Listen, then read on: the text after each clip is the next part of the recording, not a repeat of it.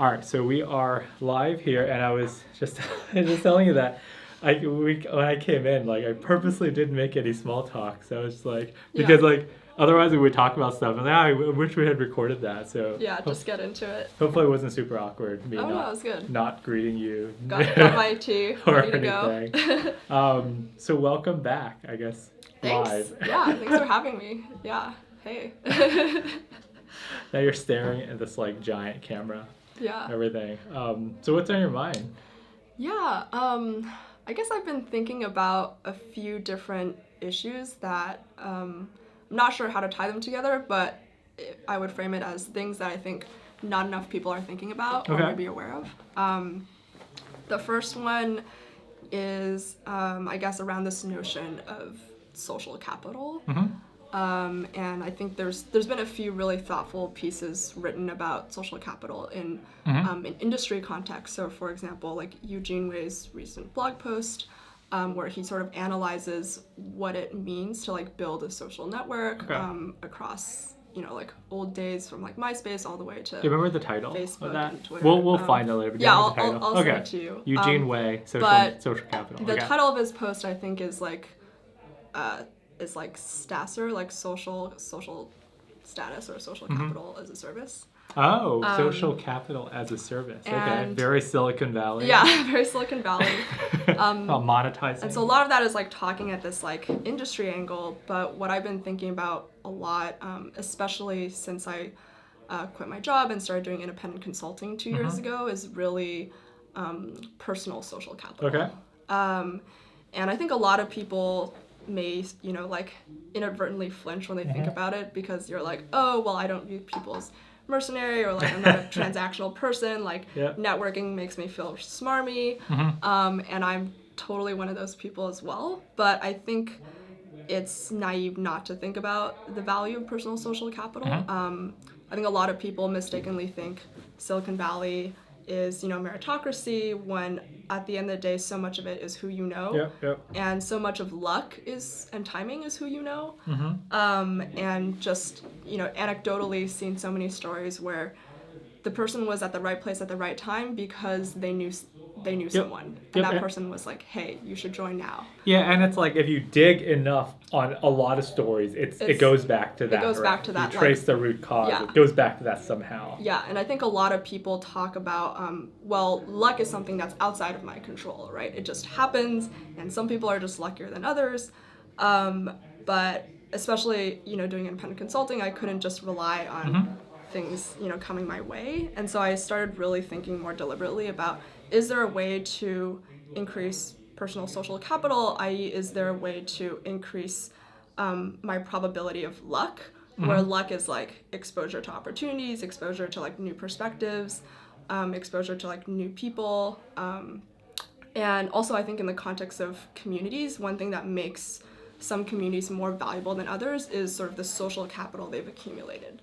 Like if you are able to build an audience or a community that's like sort of very specific and also very differentiated from just taking, an average swath of the internet.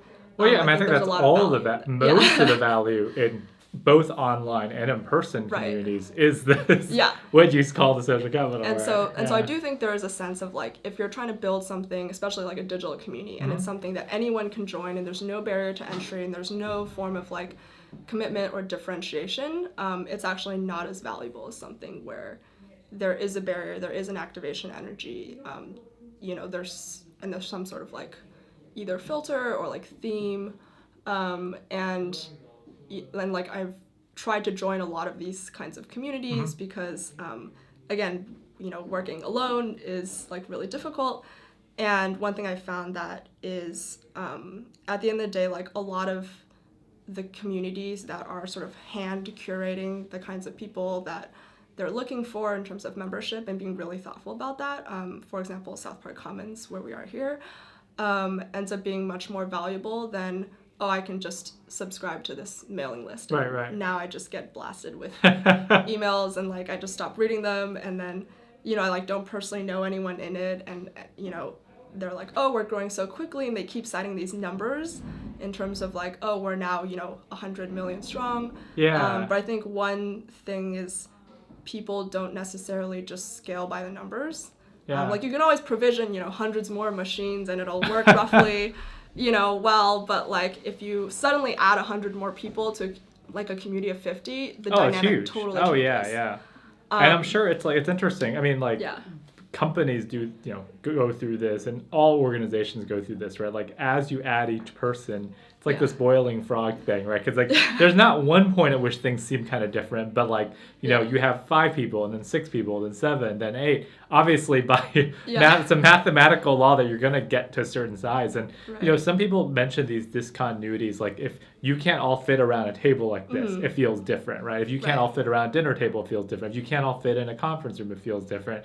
If you don't know everyone's name, it feels, by 200, or 300, you can't know everyone's names. And they talk about this in growing companies, but in online communities and other nonprofits, it's the exact same thing. It's a very, and talk about tribes and, humans, this goes back to, prehistoric days. And I feel like a lot of, there's been a lot of thought, especially recently, around social capital from an industry perspective and from like a company org perspective. But there's not been a lot about personal social capital. And I think it's not something I thought about while I had a job, because my sort of social capital was really subsumed into the existing social capital of the company. So whether, the company had like a reputation, that sort of was something I was built on, and then, the people I knew were just the people that I worked with. And then I think one thing that can happen is if you're switching jobs, or if you lose your job, or you want to change into something different, once you leave that company, you lose a lot. I mean, you lose sort of, the nitty-gritty stuff like health insurance and, a stable salary, but then you also lose this sort of intangible kind of value around social capital. And I think like one thing that, people could think about more is like while you're at a particular company, maybe think about not just how are you contributing to the company's social capital, but is there some way for you to also build personal social capital? So one example is I was talking with a friend recently who is, a UX manager at Airbnb, and I think that's one of the, leading tech companies that actually care about design and UX. And while there's now a lot that's been written about design, and I think, one really famous example of this is like Julie Zwo. She sort of took her social capital from Facebook and really started speaking about, her personal content. Oh, so is she at Airbnb? And no, she's at Facebook. Okay. But then a lot of people, would like initially read her stuff because they were like, oh, we know that Facebook has established social capital. And, she was thinking about how do I make a bigger impact on the industry, and that was sort of one thing we talked about is why don't you start sharing, your personal examples, leveraging the fact that you are at Airbnb, and that sort of like creates this virtuous cycle. And then I think also for people who, do independent consulting, like one of the first questions I get is how do you get your clients? And I think this varies a lot because sometimes you have a very set playbook, and I know some people who have it almost down to an exact science. They just hit the button on their script, they automate it, they know their exact conversion funnel, everything is like perfectly characterized, and they're looking for an exact, archetype of a client. But if you are more open-ended, or especially if you're first starting out, I think one of the most valuable things to me was how can I increase the luck of someone, making a referral or an introduction based on the strength of, their existing social capital or like their existing relationships. And, one thing I tried to do was, well, maybe I should, be able to like meet more people and be able to sort of like build both value in terms of, hey, let me try to help a lot of people with like what I already have, like not expecting anything back, but just building sort of valuable personal capital. And then also like who are people that I think are really interesting that I should meet, and being very intentional about just trying to reach out to them.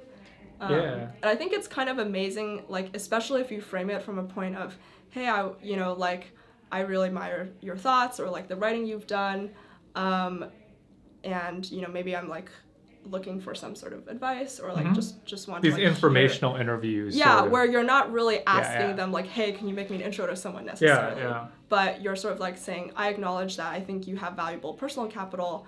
and I would like to learn from that. Like, it's been really amazing to me. Is that exactly how you phrase it? I acknowledge you have valuable. It's like a I don't Android. phrase it like that, but it's usually like oh, I've spent time to like read what you've written, and I think you're a really thoughtful person, and it's like super amazing, like the amount of people that just are willing to, chat about, their own thoughts. Yeah, and I think part of that comes, I mean, I've heard this secondhand a lot, and I think part of that perhaps comes from the fact that people have this urge to share and to mentor and to feel valued, right? Yeah. They feel like, oh, if you are known for blogging or making YouTube videos or making open source software or designs and stuff, like if someone comes up to you and says like, oh, I really like to learn from you, that makes you feel gratified, right? Yeah, or like acknowledging like, hey, you like the stuff that you're putting out is actually making an impact on me. Yep. And it's like kind of this intangible thing, because they haven't personally, done anything for you, but like it's been invaluable just what they've shared. So what times do you meet up with these? Are these during work hours, after work and such? I'm going to close the curtain here. Yeah. Like, how do people find the time to do that? Yeah, so I think a lot of it is also like, I don't actually, I feel like I don't spend too much time just like socializing, or like, I like rarely go to house parties nowadays. I don't know how much of that is because I feel like I just want to hang out at home. But I think a lot of it is more bursty, where it's not like I'm constantly like, oh, I must meet, 5 people a week every week for the rest of my life. But it's more like, particularly if I'm trying to look for like a new project, for example, then I start thinking, okay, like what are some interesting people I should talk to? What are some people that have been sharing like what they've been building that seems really interesting that I should reach out to? And like being more, I guess, thoughtful about the kinds of people you reach out to, and not just, like I think, for example, meetups is like a really low signal way to meet people, because anyone can go to those. You can do it in a very unthoughtful way. And meetups is just like one step above the mailing list, right? It's like the mailing list, but in person. Yeah. And it's like, it does take effort to want to go to that, but still, it's fairly unstructured. Right. And I think like it's been a lot more valuable to have a few more in-depth, like one-on-one type conversations than to be like, oh, I met 50 people at this event and all I have are 50 emails. Like, and it seems like the numbers thing, I mean, this is talking about both yourself meeting numbers of people and also an organization growing by the numbers. It doesn't really mean much, right? I mean, it's like, I mean, the numbers... It's like saying the lines of code you've written. Like, what does that mean? Yeah, and it's like, something, an organization with 1,000 members is going to feel different than one with 10 members. So, whether that's good or bad, that's up to you. But the kinds of deeper connections you can make it's just like human brains don't scale, right? I guess the fundamental thing is that our human brains and bodies and attention and time just don't scale. I mean, this is come to the forefront lately as I've been getting older too, because like now when I travel for work and such, like I don't like traveling a ton for work, but I have to do it, reasonably often.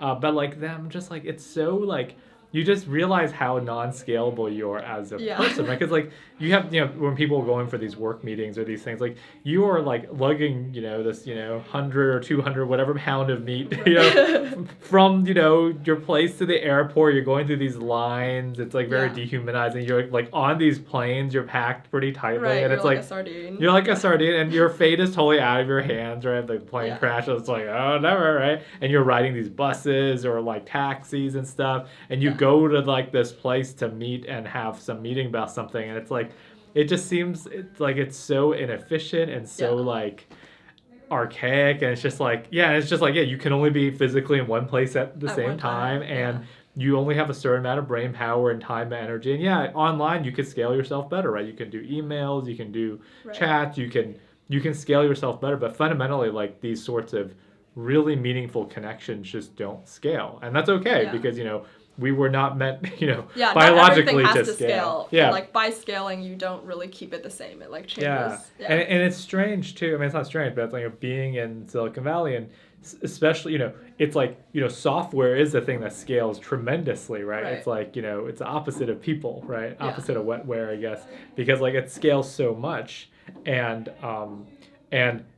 so perhaps people in these sorts of mindsets want to scale themselves and say, oh, I want to do personal growth hacking and learn, get 100 business cards a week and like do all this stuff. And it's like, I feel like it's such a different way of looking at it, right? Yeah, like I think thinking, like if you're measuring just like sheer quantity, then you're kind of missing a lot of the value. Whereas if you think about social capital, then you're like, okay, like then you're looking for people who are doing valuable things, who are like differentiated. You're not just looking for like how many, like what is like the head count of this week, right? Yeah. Yeah, or just all the business metrics that you can apply to like yourself. Optimizing for the wrong thing.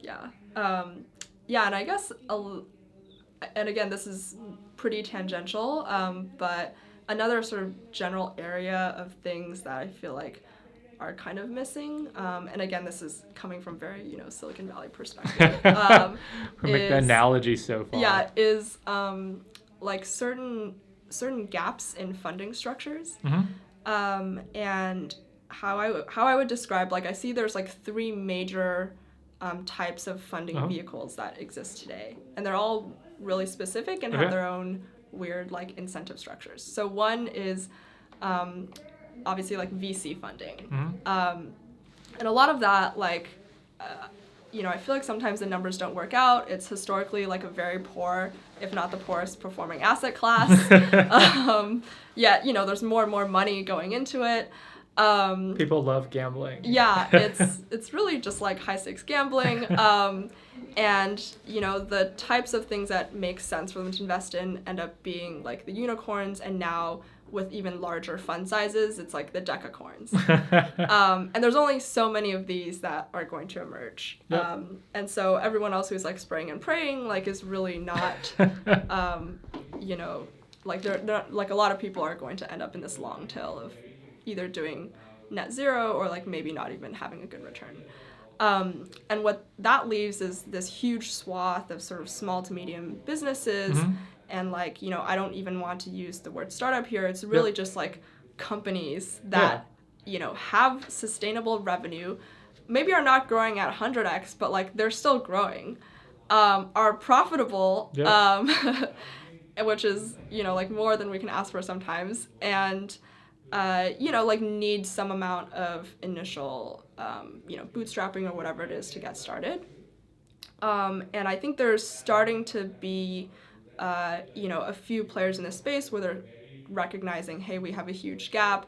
A lot of these VC term sheets don't make sense for the majority of companies. And like some companies maybe could have been perfectly fine small to medium businesses, but because VC funding was the only sort of route that they saw, it like destroyed them. Yeah, and there's this VC like time bomb. Yeah, and people talk about this, the kind of ticking clock and the time bomb and the, it's just such a bizarre thing. Like if you describe how Silicon Valley startups work, the typical life cycle funding and their exit paths and stuff to anybody in any part of the world who is used to a brick and mortar business, like it just makes absolutely no sense, right? It's just ludicrous. Except like these big success stories, because software scales so much in this very unique way, and network effects of social networks and the internet, the web, like it's just so different than a physical, I'm running a bakery and here's my accounting sheet, here's how much I made.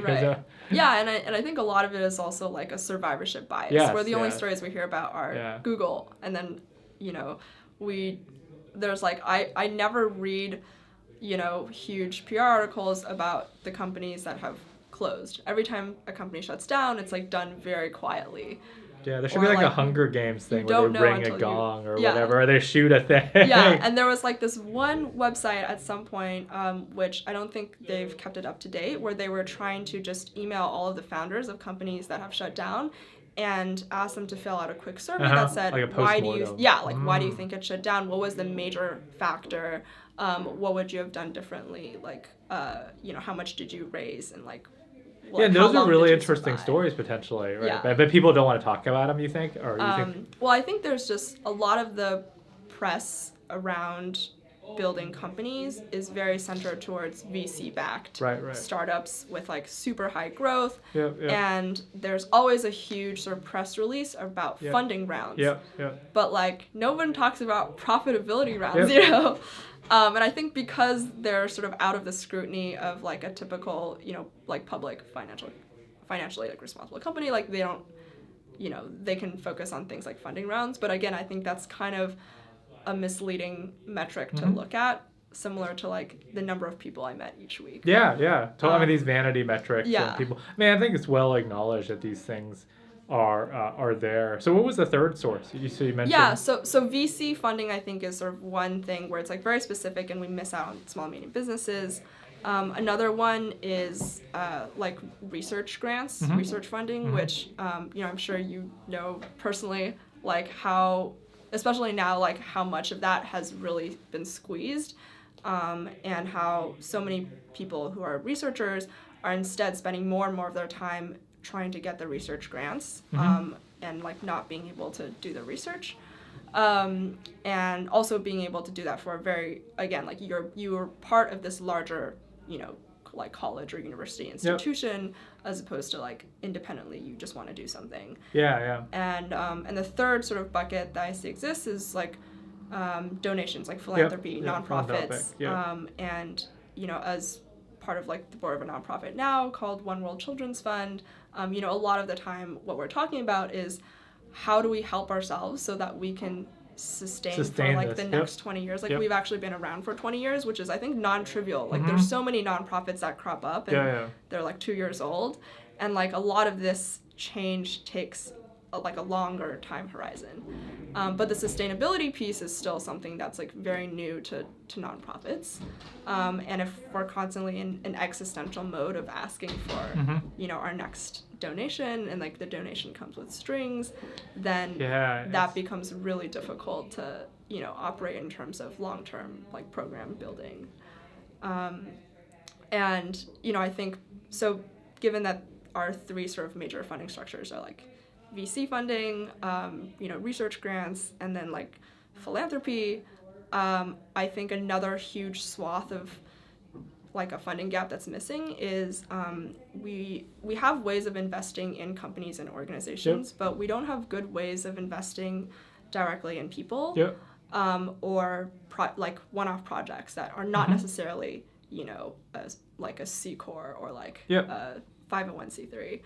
And then on top of that, some of the ways in which we currently give, opportunities to people, whether it's like a coding boot camp or something else, is we already presuppose a certain level of like privilege, whereas like, I think there's so many barriers of entry to just get to the point where you have $50,000 to like drop on a boot camp so that you can, potentially switch your job. Even the ones that don't cost as much, you still have to be able to quit your job and not to have an income or to move or to it's still I mean, you're bringing up some pretty tough issues at its core. And I think a lot of people are sort of trapped in the like survivor mode, where it's like if we can get some people out of that into the thrive mode, then we've sort of like cut their chicken and egg situation. Yeah. I mean, I have a story about that, is that, both my Uber stories, I took a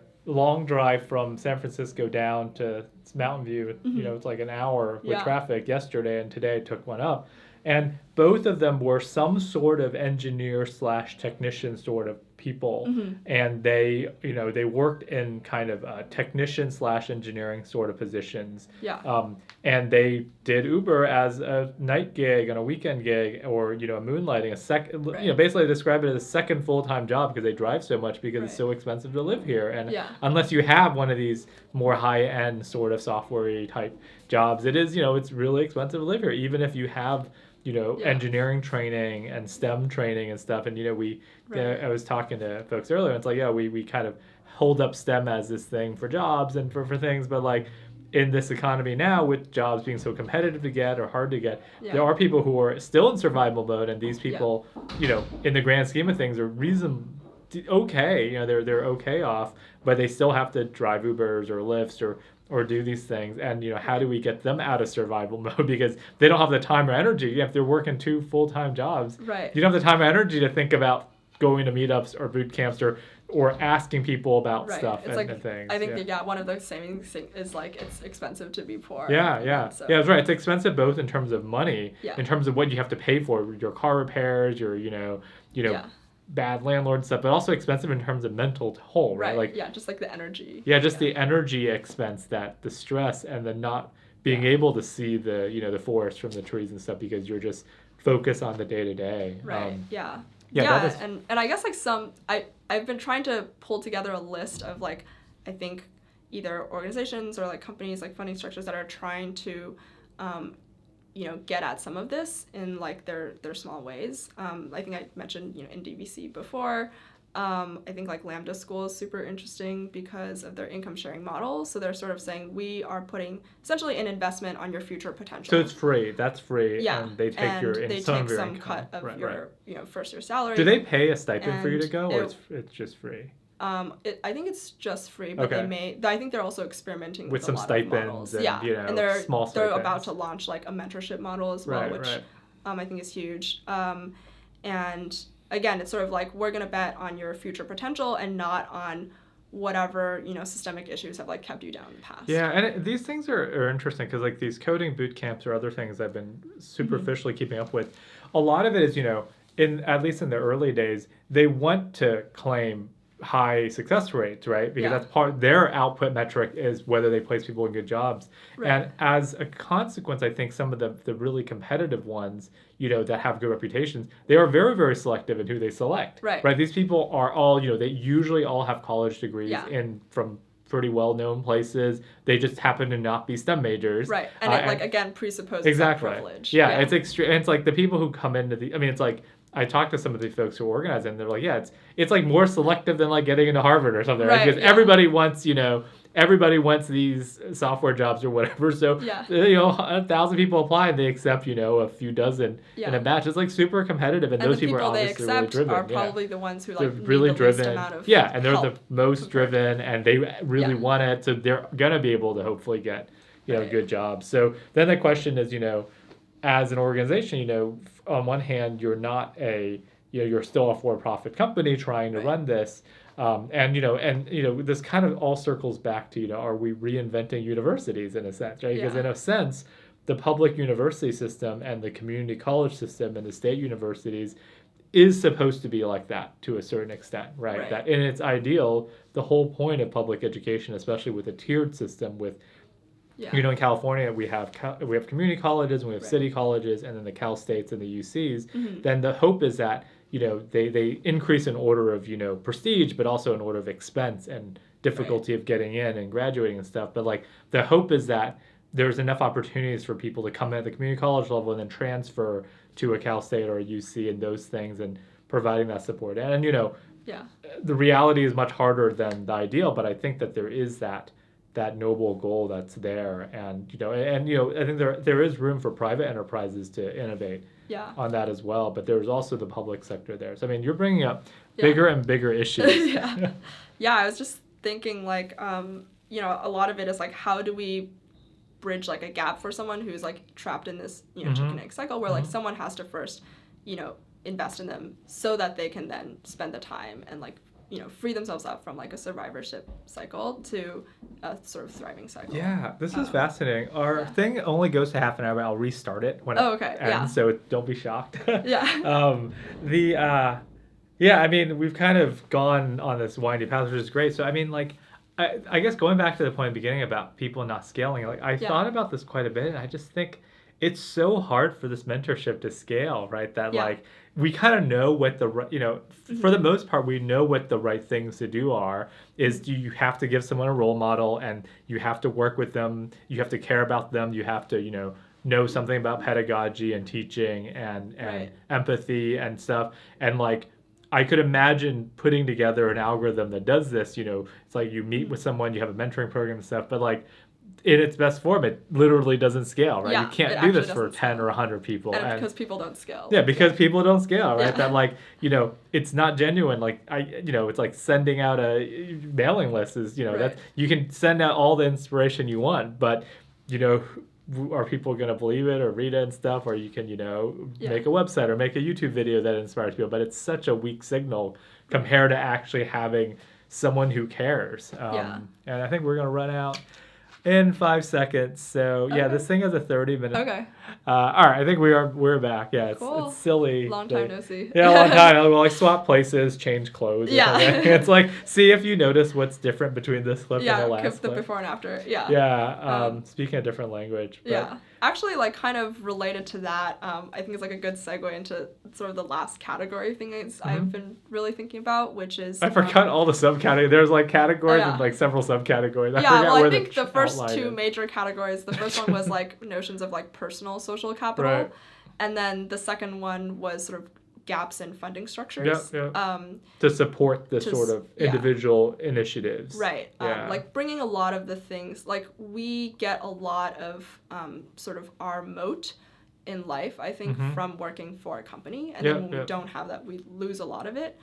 And I think it's helpful to sort of think about how we can build that up and like support that without, being part of a company. And the sort of third general category of things I've been thinking about is kind of inspired by like the Renaissance.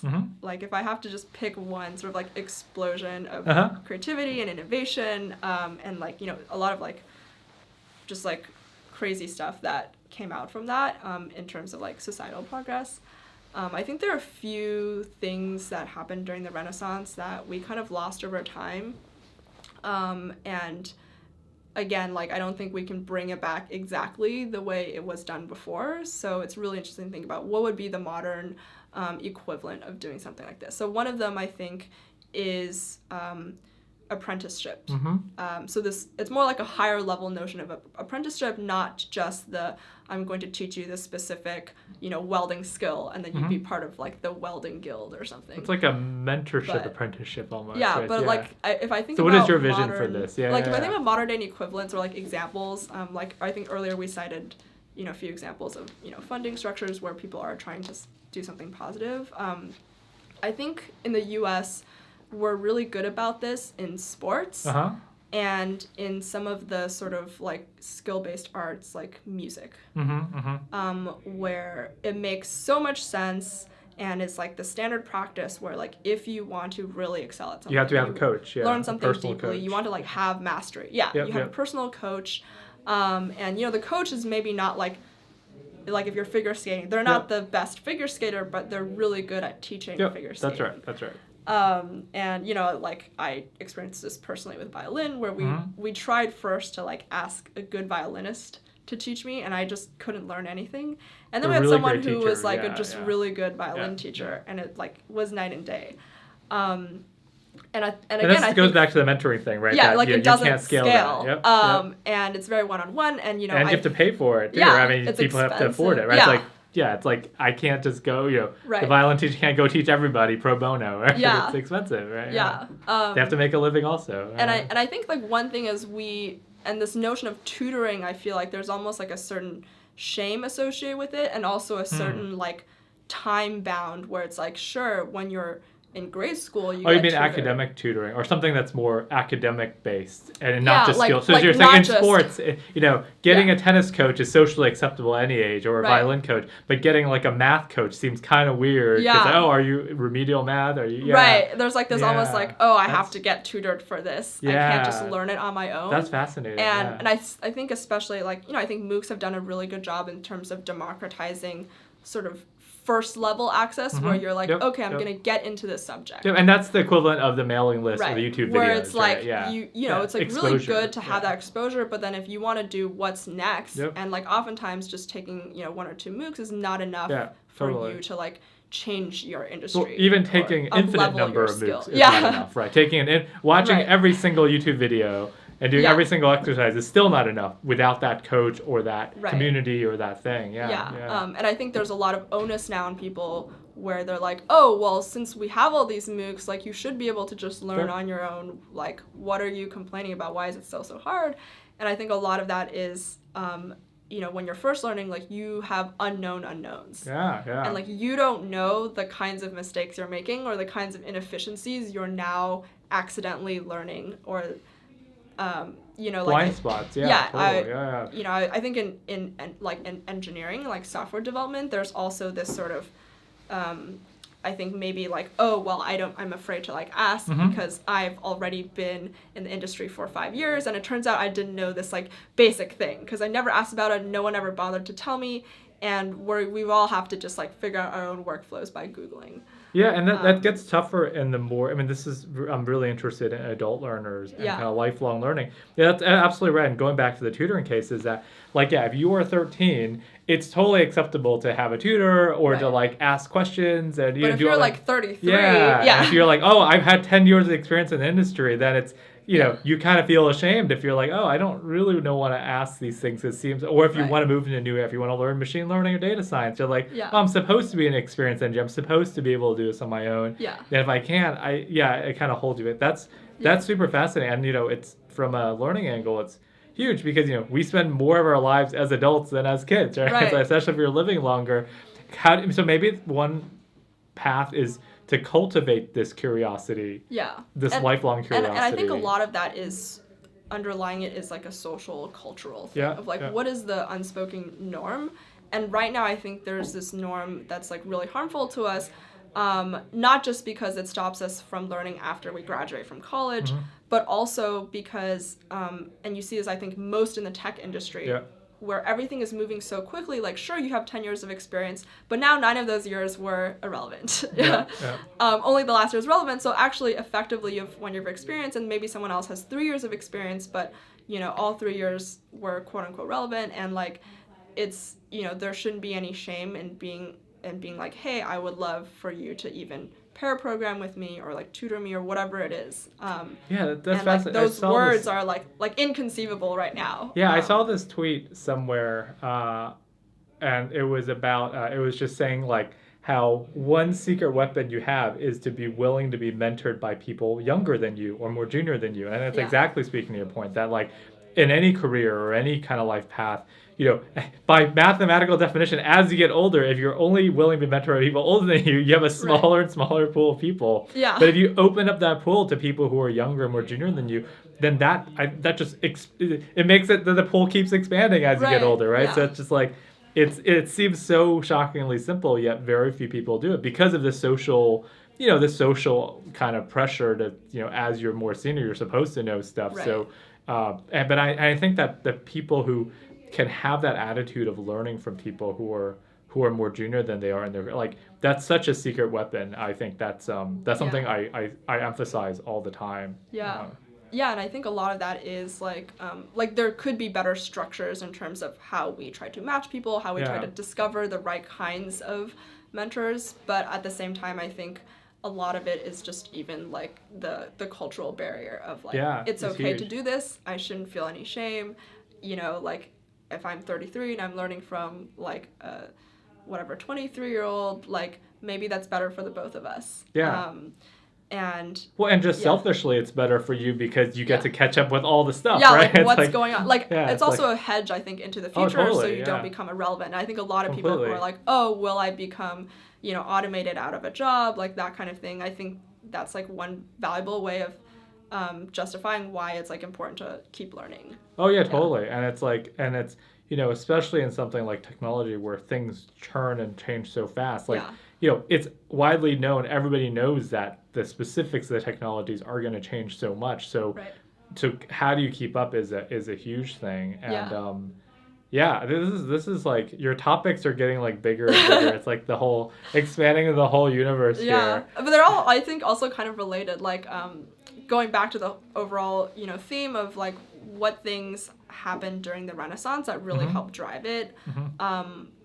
You know, there are like 3 things in my mind. One of them is this sort of sense of apprenticeship, and then another one is this notion of like patronage. And I think that really goes to, you know, like not like, I think Patreon is like not at all close to what we have there because of like this power law dynamic, but yeah, I mean, that's like they want in that spirit, right? And I think that goes back to, you know, the previous thing we were talking about in funding gaps, where I can see patronage being an example of a very targeted type of funding gap where it's it's like taking a chance on people. It's getting them out of the survivor mode. Well, I mean, already Patreon has had successes for the people who've been able to sustain a living or partially a living. I mean, it's still a net positive for those folks, for independent creatives, right? For game designers or comic book artists or folks. I mean, it's definitely, both Patreon and other offshoots of, if you want to be an independent maker and doing,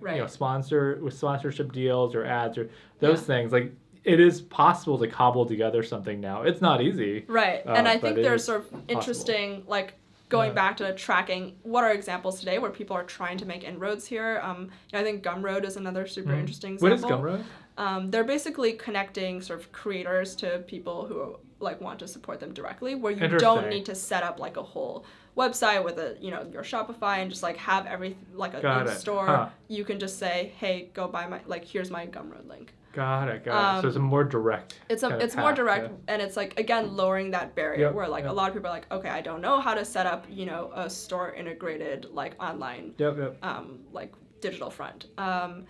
And I think another kind of interesting example is these. And again, none of these like exactly hit the old school patronage model, but like certain kinds of fellowships. I think are super interesting, and that's not really something that I think is on a lot of people's radars. Like, people look for jobs, they don't look for and you have to find them too, right? It's like, even if the money is out there and these foundations, want to give away 10K, 20K, these things to sustain you for a few months or a year or whatever, like, even if they want to give that, it's again this knowledge, right? Of like, in theory, you can Google, at your fingertips, like literally. Right. But part of it is like unknown unknowns. If you don't know what to Google for, it's like, that's almost an art in itself. Even, many people have smartphones. So basically, it's like many more people have smartphones and or devices than people who have the knowledge of how to search for stuff or the willingness to even start looking for things. And it's, I've made several videos about these, touching on these loose topics. But it's like, in today's day and age, in theory, if someone is struggling or such, and they're on their smartphone, they can Google for any information.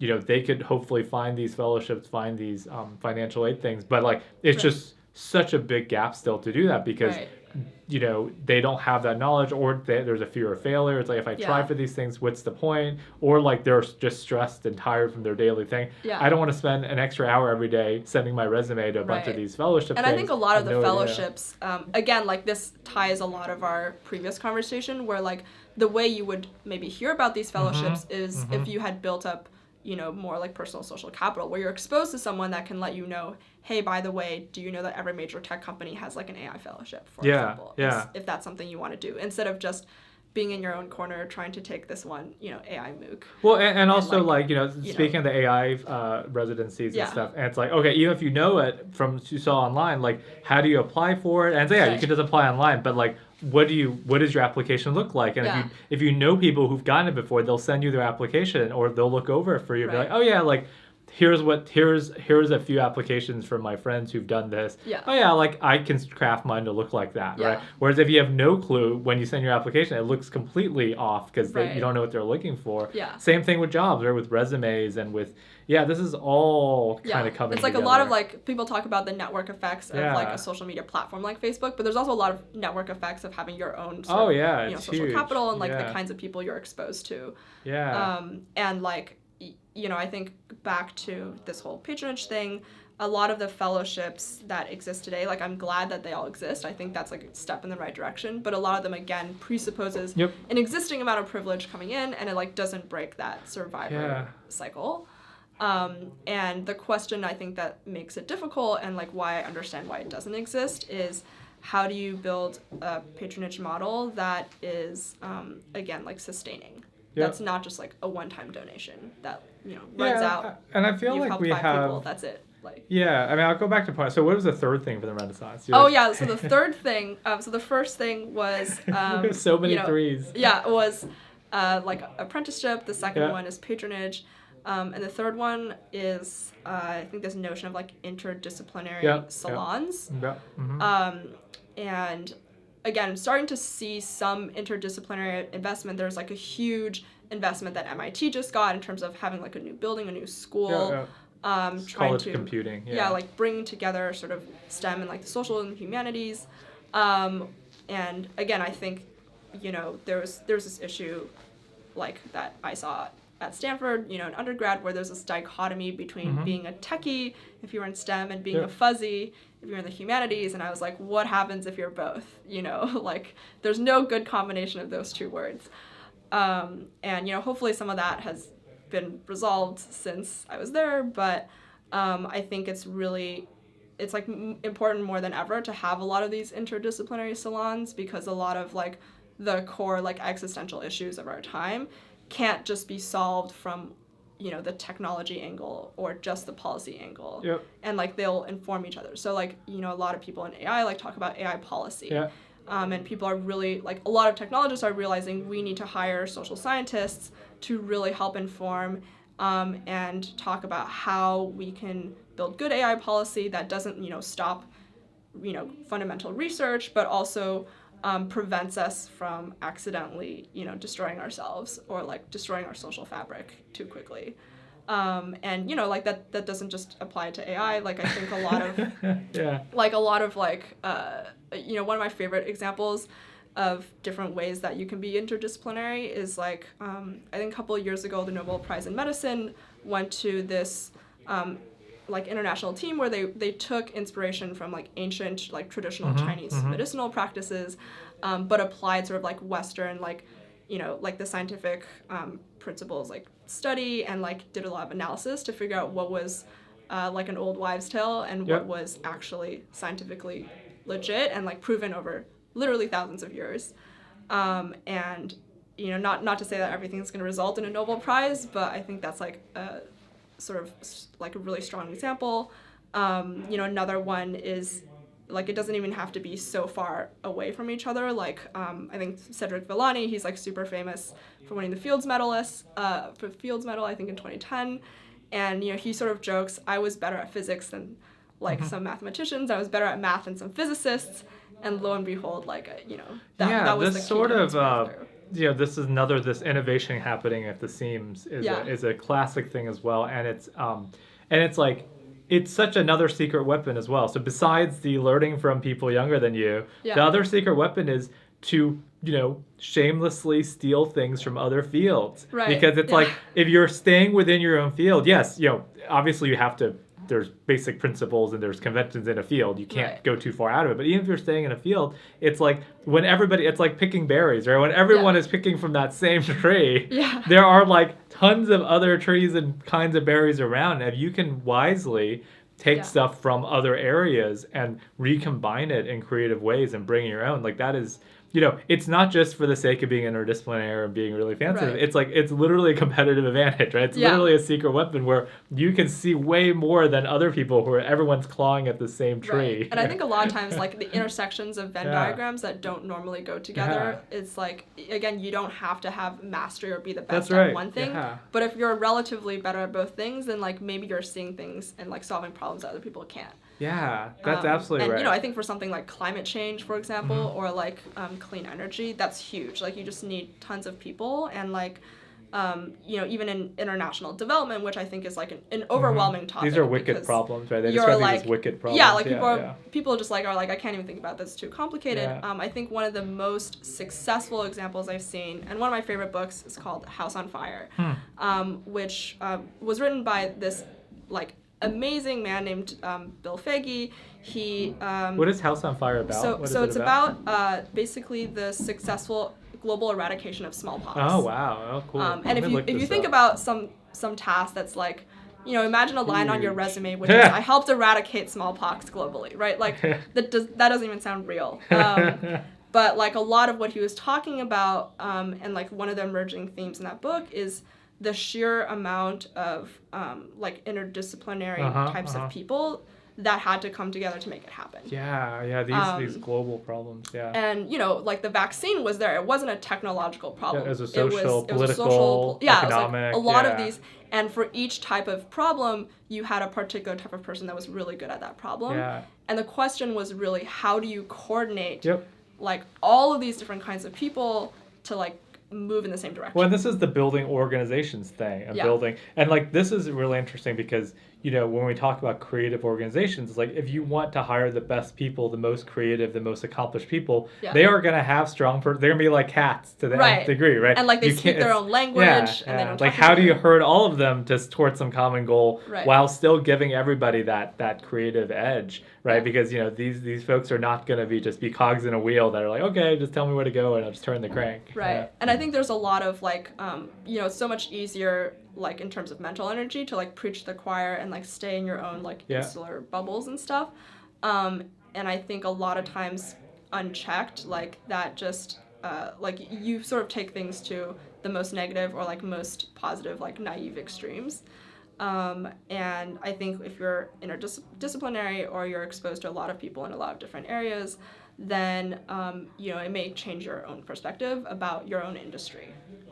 So it's like not just, I think there's a lot of things where, maybe there's things the tech industry can learn from a lot of these other industries. It's not just about how do I apply the tech industry, how do I apply my hammer to like every single nail. Yeah, the technological solutionism. Yeah, so I think there's a lot of like, end by end sort of like mutual like learning from it seems like the opposite of the tech solution. It's you don't want I have a skill set of software and scaling software. We're going to apply that to healthcare. We're going to apply this to urban planning. We're going to apply this to whatever, right? Like, just do it as a service in the cloud or whatever, right? Yeah. Right. It's like, what can we learn from what is already existing? Yeah. So it's like you literally want the opposite of that. You want to draw stuff from these other fields into your own rather than just, imperially, colonializing all the other. And it's like, education, just put it in the cloud, urban planning, poverty, just put it in the cloud. We just need to scale everything 100x. Yeah. Just make a cloud service for that, people would sign up. Or everything is like artificially intelligent now. Yeah. Right? Yeah, this is really fascinating. I mean, back to the Renaissance point is that, I'm optimistic in that, I think it's good to look at the Renaissance aspirationally, right, with apprenticeships and patronage and like these like interdisciplinary salons. The salons and stuff.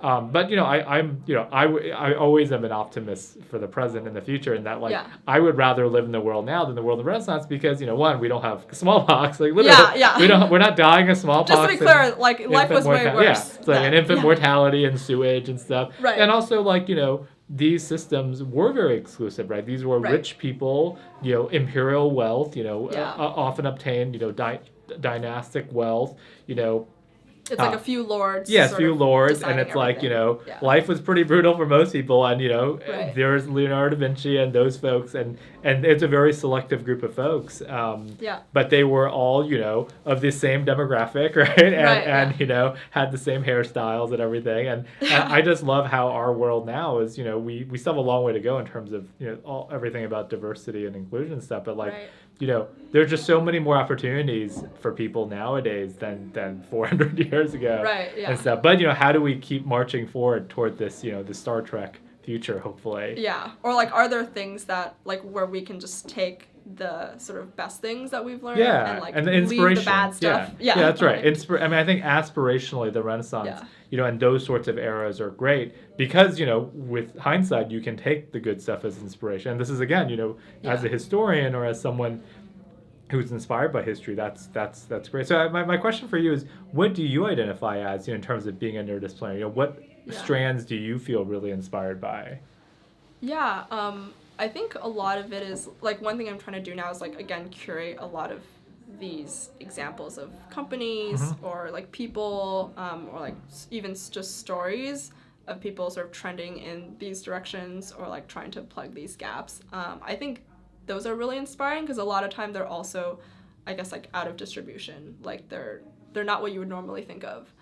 So by doing that, you're kind of I wouldn't say it's even being a social scientist. It's being a it's like being an observer. It's like a curator of people or a curator of good taste or something. Like a museum curator, maybe. Right? I guess a lot of it is sort of this overarching thing of what are some people doing that more of us should maybe think about? That's also being a psychologist as not well, enough, right? Yeah. Being an empirical psychologist. Or even being aware of it in the first place, I think is to your point of yes, we all have a smartphone, but if we don't know that something exists, it's out of our conceptual system. We'll never even think about Googling for it. Right. Yeah. This is you just keep on expanding the scale. We have a few minutes left, but Yeah. I'm trying to think of how can you make this even bigger and broader, and my head will just explode. Yeah, I guess like one thing I talked about in our previous conversation was kind of about taking some time to like really explore things. Yeah. Like I think we tend to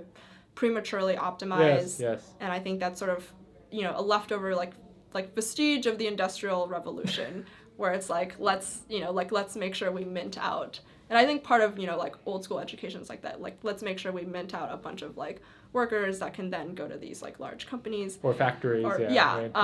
And then that's just like the rest of your adult life. Mm-hmm. And I think now, because things are changing so quickly, there's in like some good ways, but like some very like socially anxious ways as well. Like I think there's a lot of value in deliberately exploring like what are some people doing that are maybe out of distribution.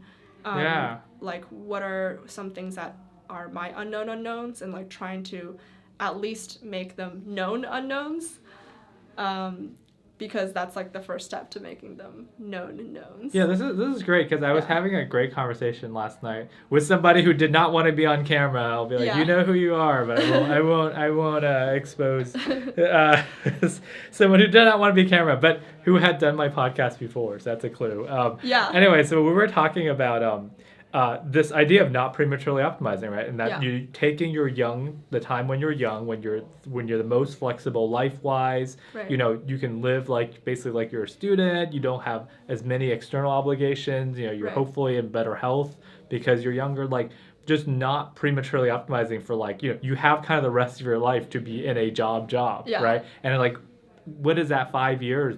What difference does that 5 years make, right? Of course, it is a big privilege, right? I mean, obviously, if you need to, the big caveat is if you need to work for money and support your family, you have to, right? But also, it's not that like you can have your job and still like do that. look That's on the right. side. That's right. That's like right. It takes maybe like 5 minutes if you're just like, oh, I wonder like what else is out there. That's right. That's right. So it's not an all or nothing thing. Right. And then and I think the counterpoint to that is how do we get people to motivate to do that? But also there's this fine line between I want to really explore and be independent and like just not really getting anything off the ground, right? So like kind of being a dilettante, or like not being able to hold a stable job, or not having the right base for things, so that you are just kind of meandering and going about without an actual clear direction. One unfortunate side effect of economic recession and stuff is that a lot of people in our generation, are growing up, even with college educations, they end up having to move back with their parents because the job market is so competitive now, and they're not able to really launch well because they didn't have that preparation. So even with a college degree, they're not able to hold down really steady jobs, and they have to live with their parents. And then, you could say that they have the opportunity in their 20s to really explore and stuff. But I think, unfortunately, for a lot of folks, they're not doing that. And there's this whole phenomenon, especially in Japan, right, of people who are shut-ins and who are very socially isolated and kind of escaping in this online deluge of online information and not having social contacts and stuff. So there is this like weird fine line between, on one hand, it is great to be independent when you're young and not optimize for just one path. But on the other hand, how do you prevent people from getting the pathological side? So do you have thoughts on that in the last 2 minutes? Yeah. Such a big topic. Right? Yeah, I think I'll just like pick through some of the stuff we talked about. Like I think starting to think about building your own, personal social capital is a part of that. Like at the end of the day, I think fundamentally, if you're in a survivor mode, it's like someone needs to take a chance on you. Yeah. You need a lucky break. Yeah, you need a lucky break. But like there's ways that you can try to increase your own luck,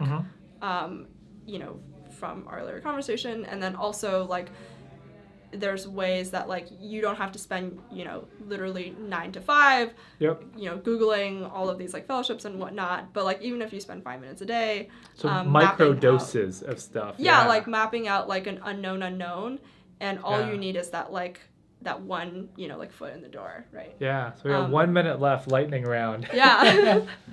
No, this is really great. I mean, you gave us a lot to think about, and I think we don't have any great answers, but I think you've, in this hour, you have posed so many central challenges to folks who have had, there's this Maslow hierarchy of needs, right? If you have your basic needs met, obviously if you have food and shelter, those are important things. But after that, there's so much there that I think in some, it's like, I think people have so much more potential to do interesting things than most people realize because they don't have that mentorship or that Right. person giving them a lucky break or that person even telling them, they don't have someone like you just telling them, look at this for 5 minutes a day, I swear, just do it. And I'm right? happy to just like send you a bunch of the links that we Right. mentioned today as well. Because Awesome. I think those are like places to start. Awesome. This is perfect timing. We're at 1 hour. Thank you so much, Cool. eh? Yeah, thanks for having me. Awesome. Thank Yeah. you so much. Wow, that was